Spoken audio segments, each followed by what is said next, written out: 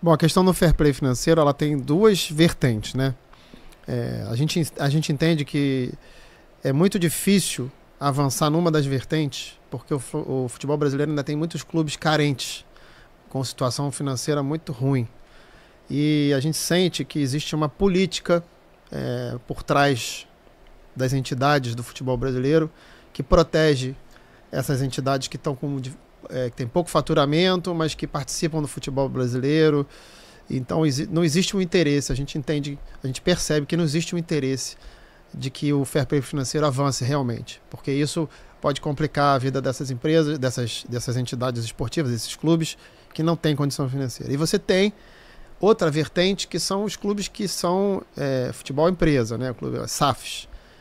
Essas, a gente acha que é preciso que haja o fair play financeiro, porque são situações irreais, né? Por exemplo, se você for olhar o faturamento do Botafogo anual com as receitas ordinárias do Botafogo, jamais ele poderia ter contratado a quantidade de jogadores, o custo que ele teve de contratação. Isso é irreal, isso permite que não só o Botafogo, mas outros clubes também, mas assim, especialmente o modelo que está chamando a atenção é do Botafogo. Isso permite que no longo prazo, no médio prazo, possa ter algumas situações completamente esdrúxulas. É um clube que fatura 300 milhões e gastar 500 milhões por ano. Né? Que até mais, eu acho que o buraco é até maior. E isso não se paga, né? Isso não se paga. Como é que um clube que gera um déficit anual de 300 milhões de reais, 200 milhões de reais, como é que ele se sustenta, né? Como é que ele ganha esse dinheiro? Assim, não fecha a conta. Então isso é irreal, isso não parece ser legítimo, e aí a gente acha que tem que ter um avanço. Mas os clubes têm que querer. A gente acha que isso não pode depender das entidades de prática de esporte, das entidades do desporto, né? A CBF, federações, Comebol, seja lá o que for. Elas não vão fazer. Os clubes é que tem que querer, né? Então a gente acha que ainda estão engatinhando, porque tem duas vertentes que estão se beneficiando disso. Só quem está no meio da tabela, vamos dizer assim, é que quer isso. Mas quem está com muita dívida e quem está com muito dinheiro e que não tem faturamento, também não interessa para ele. Então, os clubes que fazem o futebol, os grandes clubes do futebol brasileiro, é que tem que fazer isso. A gente entende isso. E a gente está trabalhando para isso.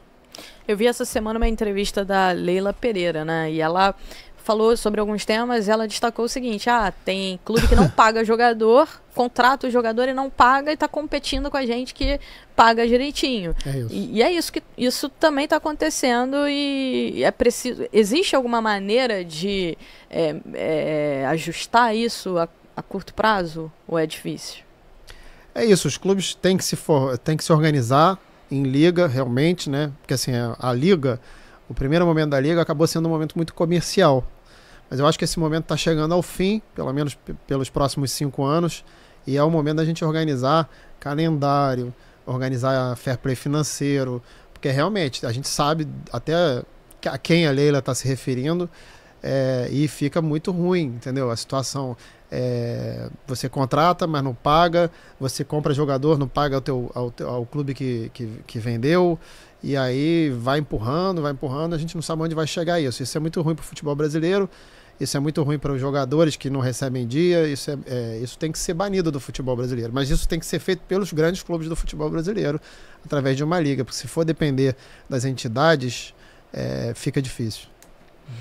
E o Júnior Castelar, ele fez uma pergunta aqui, pediu para eu perguntar ao Rodrigo se existe algum projeto na construção do estádio para que a torcida possa contribuir. Aquela velha história, né? Se cada um doar R$5, R$10, enfim. Isso é viável, Rodrigo? Ou é uma situação difícil? Já escutei muitas pessoas dizendo que é muito complicado isso. Não, mas eu acho que não é não. Eu acho que é importante algumas iniciativas onde o torcedor possa participar. Seja uma conta do estádio, uma conta que o dinheiro caia e a gente faça lá Não tem o tal do impostômetro, que é o imposto que todo brasileiro paga. Então, assim, a gente ter um lugar onde a gente possa anunciar todo dia quanto já foi colocado pelos torcedores ali, eu acho que isso é importante. Parece até que o Corinthians está fazendo algo assim para pagar a dívida do estádio que ele tem. Quando a gente fez o contrato do Mateuzinho, a gente deu um voto de confiança ao Corinthians. E a gente fez o quê? Com muita crítica, tá? Muita gente falou, não faça, não sei o quê, mas é um dos maiores clubes do futebol brasileiro e a gente deu, mas a gente teve o cuidado de pegar uma garantia de uma empresa que tem contrato com... Mas essa empresa, quando deu a garantia, ela preservou a data de vencimento da obrigação que ela tem de pagar ao Corinthians na garantia. Então ela diz o seguinte, se o Corinthians não te pagar, e o Corinthians pagou 2 prestações, mas não pagou a última, eu te pago, mas eu vou pagar no dia que eu tinha que pagar o Corinthians. E isso é janeiro. Então a gente aceitou dessa vez a garantia e tal. Mas não dá pra vender fiado, entendeu? Toda hora. Então assim, se o Corinthians quiser comprar o Hugo, primeiro ele tem que estar em dia com as obrigações do contrato que ele tem hoje com o Flamengo. E segundo, ele tem que oferecer uma garantia bancária, uma garantia desse top, desse nível, entendeu? Assim, acima de qualquer suspeita. E por enquanto ainda não chegou. Chegou uma proposta de pagar com a mesma garantia. Com a mesma garantia eu não vou aceitar, não sou obrigado a aceitar. A garantia, existe uma discricionariedade de quem aceita a garantia. Eu vou aceitar a garantia se eu quiser, se eu achar que ela é boa. Não é porque você está dizendo que está me dando uma garantia que eu sou obrigado a aceitar. Até porque eu já tenho um histórico com ele, do Mateuzinho. Ele pagou 2 e não pagou a terceira. E eu vou ter que esperar até janeiro para poder receber a próxima. Então, a gente tem que cuidar. Mas não tem problema nenhum. O jogador, se ele apresentar a garantia, uma garantia que a gente julgue idônea, a gente vai vender. Tem prazo para isso? Tem prazo, mas de cabeça eu não sei. Eu acho que ele tem prazo. Ele pode exercer agora, mas o pagamento, a garantia, o pagamento não é agora. Ele pode exercer o direito de ficar com o jogador agora, mas o pagamento é mais adiante.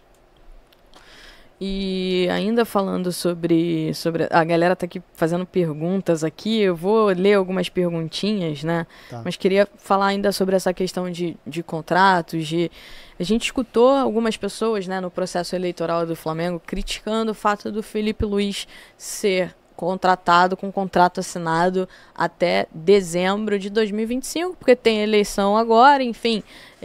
Você participou desse processo, Rodrigo, ou você ficou alheio a isso e você manterá o Felipe Luiz caso seja eleito? Bom, eu sou vice-presidente geral, né? Participo de muita coisa, mas sou jurídico. E nesse aspecto eu fui jurídico. Eu participei na fase final, já estava negociado e eu participei para pedir para ser feita a nossa redação aqui. Mas eu acho que o Felipe, primeiro eu vou manter, não tenho a menor dúvida. Eu acho o Felipe um grande treinador, um grande profissional. Acho que ele tem a cara do Flamengo, ele tem o DNA do Flamengo. Acho que ele se preparou, ele é um estudioso, um cara acima da média.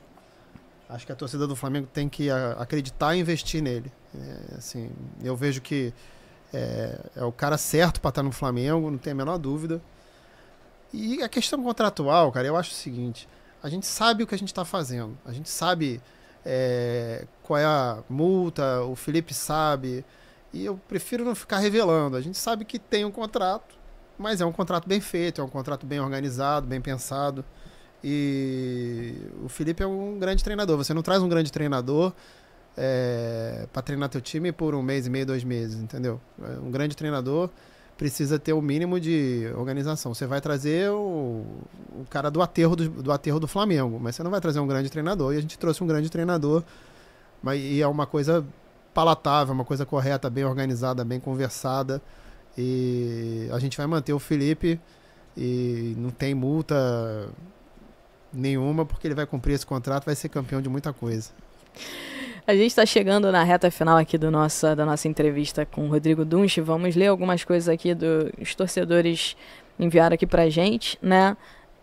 Tem uma aqui que eu perdi, não tô achando por aqui, mas perguntaram o seguinte: um jogador que você tem o sonho de um dia ver vestindo a camisa do Flamengo.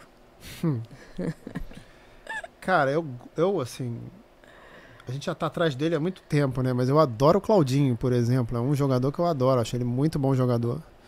Mas tem vários outros, né? O É Vinícius difícil Júnior, lá com os russos, né? Vinícius É difícil. Júnior, o Neymar, se ele quiser, mas assim, o Flamengo ele teria que jogar no Flamengo por um preço Flamengo e não um preço. Tem vários jogadores que eu acho que são muito bons. O Claudinho é um deles. E o Neymar é um outro jogador que eu gostaria de ver com o Flamengo, mas assim, não dá para comparar o que o Flamengo paga com o que os clubes lá da Arábia Saudita pagam para ele. É absurdo, realmente.